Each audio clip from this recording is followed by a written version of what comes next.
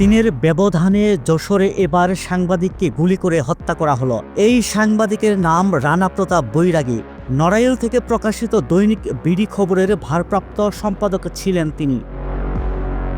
৫ জানুয়ারি সন্ধ্যায় যশোরের মনিরামপুর উপজেলার কপালিয়া বাজারে প্রকাশ্যে তাকে গুলি করে দুর্বৃত্তরা। মাটিতে লুটিয়ে পড়েন তিনি। অবশ্য গুলি চালিয়ে মুহূর্তেই তারা পালিয়ে যায়। নায়াসিনামাইড ও স্যালিসাইলিক সমৃদ্ধ লিলি ফেস ওয়াশ যা ফেসের ডেড স্কিন সেল দূর করে দেয় দ্বিগুণ ফাস্টার ব্রাইটেনিং। মনিরামপুর থানার ওসি জানিয়েছেন, রানা প্রতাপের মরদেহ যশোর জেনারেল হাসপাতালের মর্গে পাঠানো হচ্ছে। এর আগে ৩ জানুয়ারি যশোর শহরের শঙ্করপুরে বিএনপি নেতা আলমগীর হোসেনকে গুলি করে হত্যা করা হয়। নায়াসিনামাইড ও স্যালিসাইলিক সমৃদ্ধ লিলি ফেস ওয়াশ যা ফেসের ডেড স্কিন সেল দূর করে দেয় দ্বিগুণ ফাস্টার ব্রাইটেনিং।